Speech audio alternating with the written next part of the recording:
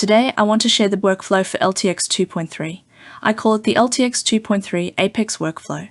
Well, after trying out almost every workflow available, most of them either break ComfyUI or give you a static image or just completely unusable results.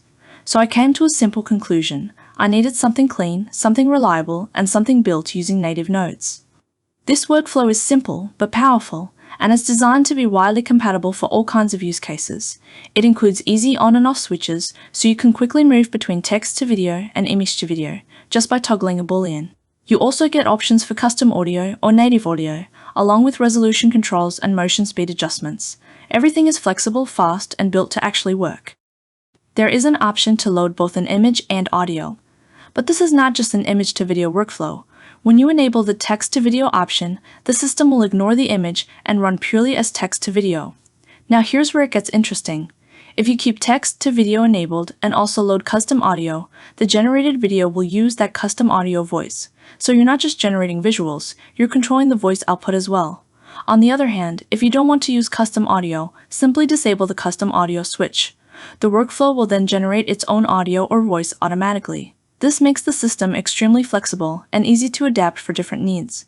With this workflow, you can do text to video, image to video, with custom audio, and image to video with custom audio, all in one setup with simple switches. Now, let's test how efficient this workflow really is. I'm going to use a very simple prompt. The woman is talking to the viewer. That's it, no extra details, no complex description.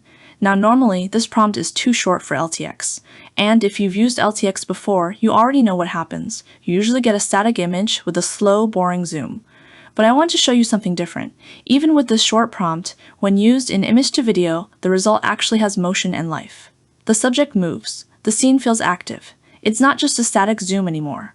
And this happens because of the camera motion and subject motion switches. These controls force the system to introduce movement, even when the prompt is minimal. So the model is basically trying to animate the scene properly, even though we gave it almost nothing to work with. And that's what makes this workflow powerful. It doesn't depend entirely on long prompts. It can still produce dynamic results with very little input.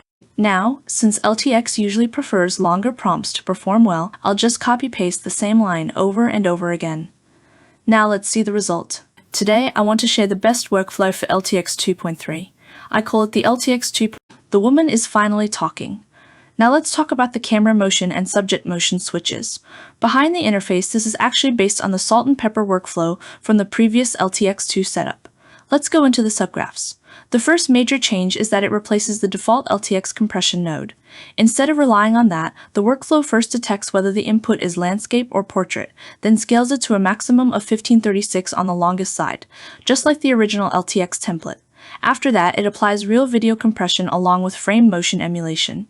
This introduces subtle motion blur and better temporal consistency, making the output feel more like actual video. At the same time, it avoids the need for heavy single-pass compression, which helps preserve quality while still adding motion. In my previous video, I also compared how well this method preserves video quality, and the difference is clearly noticeable.